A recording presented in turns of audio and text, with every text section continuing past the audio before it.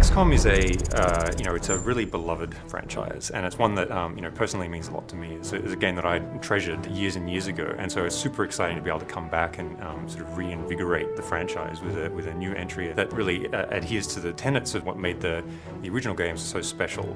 Our telling of XCOM is an origin story. It's about experiencing the origins of this organization from a really zoomed in and boots on the ground perspective. We really wanted to make you feel like what it was like to be one of the squaddies in the original game, and not the all-knowing top-down commander. Past games were all about a global UFO defense agency, a kind of task force made of the best from across the whole world who were supposed to repel an alien invasion.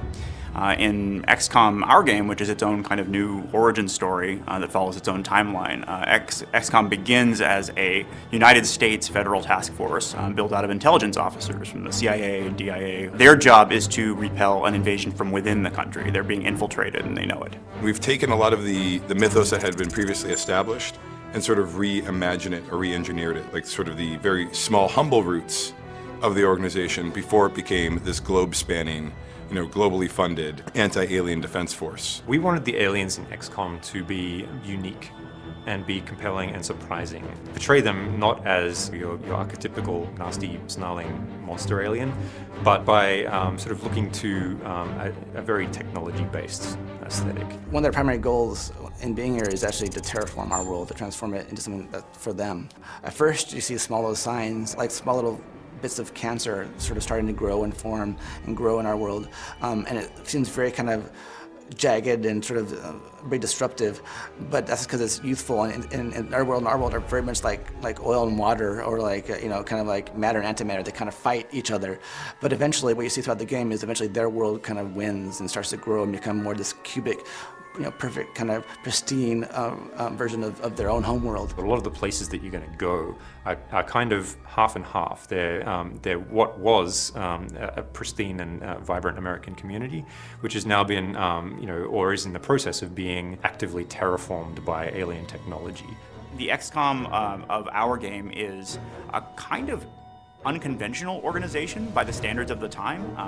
It has an idiosyncratic thinker that put it together, and is specifically looking for people who are compensating for some kind of disadvantage. So you'll find a lot of the core cast are not necessarily what people think of as an invincible G-man. They have a different background, or they come from a politically more sensitive sort of demographic. And over the course of the game, you get to know why that was, why the character who put it together thinks that that's necessary. The base is really the hub of XCOM as an organization. It changes and evolves over the course of the game. It's someplace that you return to after every single mission, and it serves as both a sort of story and social space for you to have conversations with other characters, learn more about the world of XCOM, see how other people are reacting to the war as it progresses, and really immerse yourself in the world of 1962.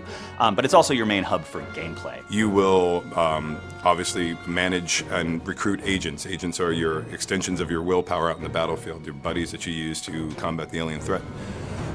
You'll be upgrading their powers, leveling them up. It's very sort of RPG-esque. The research area, for example, is where the scientific staff live. You're able to engage in the research economy through spending Illyrium on various designs. Most of them are based on captured alien technology, and so Dr. Weir helps you understand what the sort of strengths and weaknesses of each of those tools are, and you get to be the one who decides which ones you want to take. Or the map room run by Angela, where you can survey all of the different emergencies that are currently taking place in the US where XCOM might be dispatched. When you go and use the map, it'll be populated with a variety of opportunities, which are the missions that you can go on. Imagine it like an RPG world map, where quests, come and go. There's primary quests and secondary quests. There are backbone missions that drive the plot forward, and there are dozens of other kind of strategic opportunities that pop up.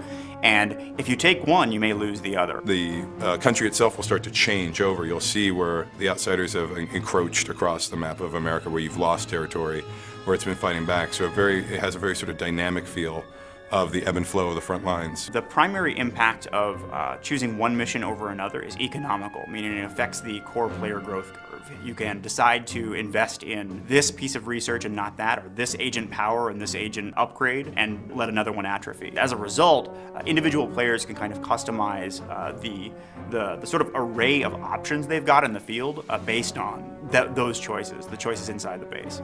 There's also like little mini quests in the base. There's sort of like side quests that go on. So you'll interact with the different characters, learn more about their stories. The central characters of the game, you can go and talk to them, and you'll have dialogue options, and you'll be able to basically mine out as much of the story as you want by engaging in these conversations. XCOM is a story about some real people, some people with flaws and conflicts, and they're thrown into this situation against essentially overwhelming enemy that it's difficult to tell if they can even be defeated.